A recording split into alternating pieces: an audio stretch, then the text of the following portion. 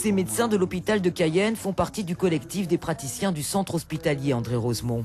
Un collectif qui a participé à la mobilisation générale en mars dernier. Depuis, rien n'a changé. La situation s'est même dégradée. On ne voit pas de fin. C'est-à-dire quand on pense que se dit, bon, parce qu'il y a eu des écrits, il y a eu des rapports, qu'en effet on va prendre conscience, on prend conscience de la problématique et qu'on va apporter des solutions, on voit que ça perdure et que même ça... À la limite, là où des fois ça fonctionnait, on se rend compte que ça commence à ne plus bien fonctionner. Donc c'est vraiment ce qui nous pèse, c'est-à-dire c'est cette continuité dans le manque et donc d'où cette difficulté. Et puis surtout, je dirais pour un médecin, c'est de se dire qu'au final on fait pas bien les choses, quoi. Véronique Clarence fait partie des médecins les plus anciens de l'établissement. La chef du service rééducation parle aujourd'hui d'un hôpital au bord de l'implosion.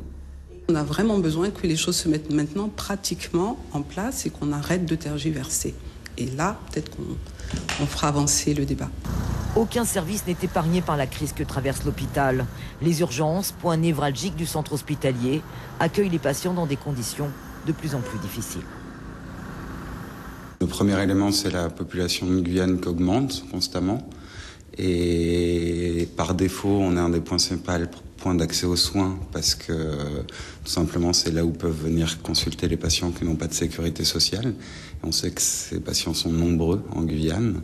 Les structures annexes où les patients pouvaient consulter, certaines ont fermé, comme Médecins du Monde, et font qu'il y a un afflux aux urgences qui est important. Le nombre de médecins pour faire fonctionner les urgences est de 37.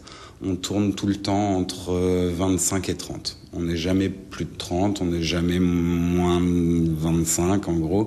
Mais il manque en pratique quasiment 10 médecins tous les jours pour faire tourner les urgences toute l'année. Le collectif des praticiens du Char a lancé une nouvelle alerte à travers ce courrier. Les médecins craignent aujourd'hui, en l'absence de changements rapides et concrets, une catastrophe sanitaire d'une ampleur sans précédent.